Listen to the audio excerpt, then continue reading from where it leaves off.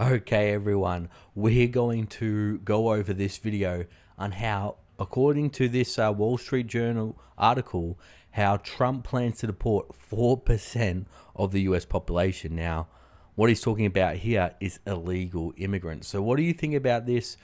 Do you think this is too extreme? Do you think he'll actually be able to do it? I'll get my opinions at the end or throughout the video. And do you think this is ethical? Let me know down below, and let's get into this report. $315 billion. That's one staggering cost estimate for Donald Trump's signature campaign promise. The largest domestic deportation. Okay, so they're saying first things first, 300,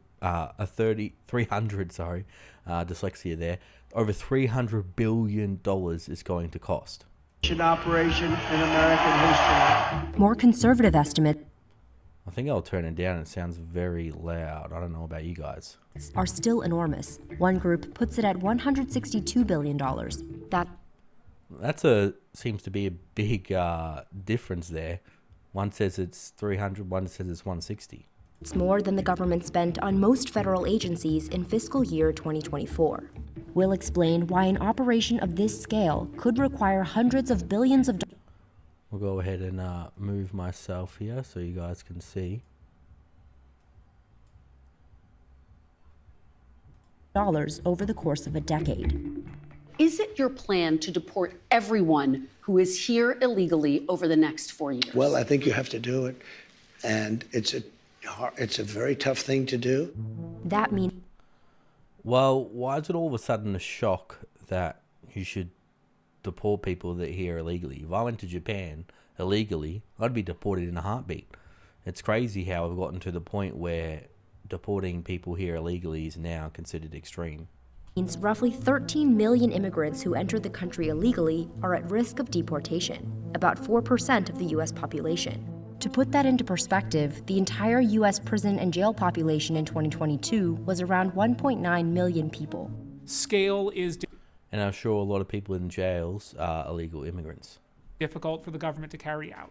Aaron Reichlin-Melnick is a senior fellow at the American Immigration Council, a liberal immigration group. Trump would have to do more than quadruple current ICE removals of people arrested in the interior just to hit the levels that we've seen previously under Obama. I think Probably because Obama didn't do nearly enough. that you take a sequential approach to it. You start with what's achievable. Let's start with 1 million. The detail Yeah. To think he's going to deport 30 million, I don't think he can do it. But let's at least do something rather than nothing and stop people coming in the first place. of the plan are still being worked out, but let's say Trump does decide to deport 1 million people a year. That could still cost about $88 billion annually and take 11 Well, how much are they sending to Ukraine, everyone? years, according to one estimate. And that's assuming 20% of people would leave on their own. Yes, it's expensive, but the trade-offs, I think, are well worth it. Ron Vitello led That's exactly right.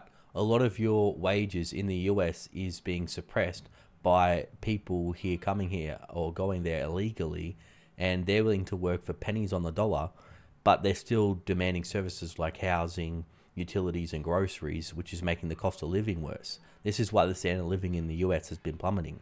led the Immigration and Customs Enforcement Agency, known as ICE, for a year in Trump's first term.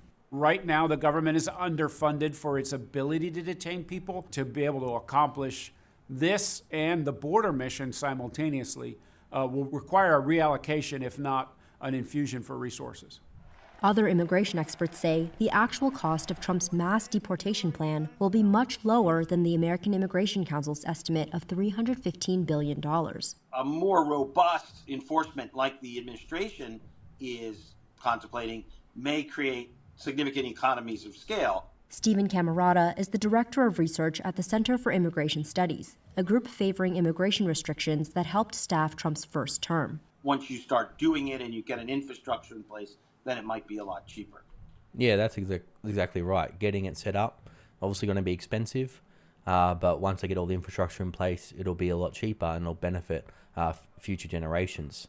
So we can see here on the charts, arrests 7 billion, detention 66 billion, legal processing 12 billion, and removal 2 billion. Again, if it makes the country safe, it is priceless. If it gives jobs back to Americans, it is priceless. And I think people would rather it spent on this than billions of dollars or hundreds of billions of dollars going to fund wars in other countries that the US doesn't need to be involved in. Deportation starts with arrest. There'll be targeted arrest. We'll know who we're going to arrest, where we're most likely to find them based on numerous investigative processes. We're starting with the criminals, and we got to Go ahead and move myself here again, so you can see it's probably a better angle here. do it. And then we're starting with others. Trump says dreamers, or people who entered the U.S. illegally as children, might be an exception. To make Okay, that's fair there, I think. arrests, ICE officers would But we'll have to see. You know, his previous border the head of border said, you know, families can be deported together. You know, if someone in the US commits a crime and they go to jail, they're obviously separated from their children. So if you don't want to be separated from your children, don't go to a country illegally. would either identify someone who's already in a jail or prison, or go to a person's home. Police, come to the door. The majority of undocumented immigrants are not in law enforcement custody. Most of them have never committed any offenses. Arresting people out in the community, known as at-large arrests, isn't a common tactic for ICE. Vitello says it's more logistically complicated and more expensive, but it's at the center of the Trump administration's plan. I'm not concerned that they won't be able to find them. It's just a matter of time, given the circumstances, given the availability of information, and giving the resources. Yeah, because some of them are just so obviously here, they're not trying to hide it because they haven't faced any consequences before. In play. At-large arrests often require multiple federal agents and take several days because ICE officers don't generally have warrants. Immigration violations are not criminal, which means that a judicial warrant to arrest them would not have probable cause. They might have to wait hours for the person to leave their house. They might have to stake out a work site. To carry out arrests, Again, you got to do what it takes to get your country under control again, because illegal immigration and mass immigration right now is ripping the country apart. at this scale, the American Immigration Council estimates ICE would need to hire over 30,000 new law enforcement agents and staff, making it the largest law enforcement agency in the federal government. Vitello says this number is overstated, and that state and local law enforcement could be directed via task forces to help with at-large arrests, something they already do. Having that referral system, having state and locals help ICE officers do their job. Better to have it than not, but not definitive in whether they do the work or not. Then there's detention, the most expensive part of the whole process. It costs around $200 a day to hold someone in ICE custody. Congress has provided enough funding. But they're saying this is the most expensive cost, but you literally see in New York, they're bringing people into, you know, the most expensive city in the US. They're paying for their housing, they're paying for their food, they're giving them debit cards with cash on it. So they're saying, look how expensive this is. This is already what they're spending in many states right now. For at least 41,500 detention beds in fiscal year 2025. But that's not nearly enough to detain 1 million people a year. According to the American Immigration Council, ICE would need to construct 216 soft-sided facilities every year for 11 years. Soft-sided facilities are temporary tent-like structures that have typically been used near the border. Anyone not physically detained would be placed on electronic surveillance, which costs approximately $4 per person per day. Private I think that's definitely worth it. That's very, very cheap. contractors involved in every stage of the detention process could drive up prices even more. Contractors drive people in between ICE detention centers or drive the vans after somebody's arrested. Detaining children would also make this process more expensive. I don't want to be breaking up families, so the only way you don't break up the family is you keep them together and you have to send them all back. Family That's right. That seems fair. detention is the most expensive kind of detention because the US government is required to give people minimum standards, and those children need to have child welfare professionals on site, they need to have pediatricians on site, there needs to be a provision for them to get schooling if they are going to be held for months or potentially years at a time. Vitello said, But here's the thing, if you eventually start deporting people and start enforcing the border, you won't get families coming here. The only reason, or you won't get as many, you're always going to get people coming here, but you won't get as many. People finally get the picture, hey, you can't just stroll over the border and come here. as one way Do it the right way. the government could reduce costs is by repurposing existing detention centers like Guantanamo Bay. A third country like a Panama, potentially Mexico, could agree to hold third country nationals so that their due process could be adjudicated, thereby lowering the costs and kind of sending a message down the pipeline that people are not going to be released into the United States to await those adjudications. That alone will reduce the number of individuals trying to cross. Look, they're just casually strolling across, no care in the world. The border illegally. Camerata says there are over 1 million immigrants who could be detained at a much lower cost. There are people with a final order of removal that we just never made leave. Those individuals shouldn't have to be held long. We can get them out very quickly. After detention comes legal processing, which immigration law experts say is the biggest bottleneck in the mass deportation process. An additional 10.6 million cases would require nearly 2,000 more immigration judges and over 1,100 more courtrooms. There is not only a cost in the immigration court side, but there's also a cost in the ICE side. Imagine they use this argument for fighting crime. Imagine they said, you know what, having police, having courts, having Supreme Court, it's too expensive, guys. So let's just get rid of police. Let's get rid of the court system. Let's not enforce crime anymore. The country would fall into anarchy and chaos. And this is literally what's happening right now. They're defunding the police. They're letting in huge amounts of illegal immigrants, not vetting them. A lot of them are terrorists. A lot of them are criminals. We're seeing what's happening in New York on the subway. People getting set on fire. Crime is out of control. But they're trying to say, here, look, guys, it's too expensive. Let's just not do anything about it. Well, you can't afford not to do anything about it. It will destroy your country. Getting these new prosecutors online. You need support staff for the judges, judicial law clerks, secretaries. Staffing on both sides leads each case to cost over $2,500. To set up new courtrooms quickly, the government would likely construct tent courts, like those built in 20... Yeah, we're seeing a lot of tent cities in the US and around the world right now. It's happening in Australia, Europe as well. So, a few more tents I don't think will hurt them. At least these are nice tents. So looks like they got air conditioning.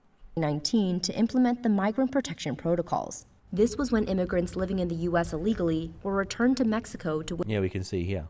wait for the duration of their court proceedings. They went to tent courts near the border to virtually appear in front of judges. You could do those hearings much faster, logistically get more judges and more hearings heard in a day. As with finding new efficiencies in the detention space, that is another thing that has its limits. Tent-style courtrooms in Laredo, Texas, cost about $16 million to build and $143 million annually to operate. That's nothing compared to the amount of trillions of dollars the government's spending right now. Once a person receives a final removal order, they have to either report for deportation at a later date or wait in detention until then. At that point, the U.S. government has to actually arrange the removal. That would involve putting them on a bus and sending them to Mexico, but if they're from... And what have we seen lately? We've seen a lot of people under the Biden administration literally get deported and then just come straight back over the border again. It's insane. Any other country other than Canada, that means putting them on a plane and flying them to their ultimate destination. An operation of this scale could require over 6,000 removal flights per year. For comparison, ICE had around 1,200 removal flights in fiscal year Could create a lot of jobs for Americans. 2023. The average ICE removal flight costs about $17,000 per hour. This number could go up if private contractors who provide ICE with planes and pilots raise their prices. But there are other assets, right? ICE has a number of its own aircraft that are already in service today. The Justice Department, the Marshal Service, has their own transportation aircraft. The scale-up need could come from the military. Trump told NBC News in November that there is no price tag for his plan. Camerata says the cost will likely be spread out over several years because it would be impractical to deport even 1 million people a year, let alone all 13 million in a single one-time operation. In this case, it's probably hyperbole. What I think he's trying to do is... I don't see why they couldn't do it. They made it a priority. Tell everyone, when I take over, the immigration law is going to be back in business. And I think it's going to have a big effect. And then it's going to be up to the public to judge whether he kept his word. But getting enough funding... That's right, we've got to keep him accountable because see what's happening with the H-1B visas. All of a sudden he's for American second. He's putting foreign workers before American workers by bringing in cheaper labor, these big tech companies, and they're saying this is for the top 1% of engineering talent, but they're filling many other jobs, not just engineering or tech or coding jobs. So he better not flip-flop on this issue as well. Funding from Congress will be crucial for an operation of this magnitude. Senate Republicans have said that passing a border funding bill will be the top priority next year. Border security, more bed spaces so you don't have to release people that shouldn't be released, and more ICE agents to deport people who represent a threat to our country and shouldn't be here to begin with. Again, this is insane. We'd even have to have this conversation. These people coming in mean harm. They want to hurt Americans, and they're just letting them come over the border. Republicans control both chambers of Congress next term, but it's a narrow majority, making spending on this scale no guarantee. To my Democratic friends, I think if you resist rational deportation policy, you do so at your own peril. That's exactly right. Very rational, in my opinion. I think the immigration crisis, or legal immigration crisis, should I say, across the West right now is getting out of control. Citizens haven't had enough. There's overpopulation. Things are getting out of control, and it's time they do something now. So what do you guys think about this? Let me know down below. Thanks for watching. You're awesome. See you all in the next video.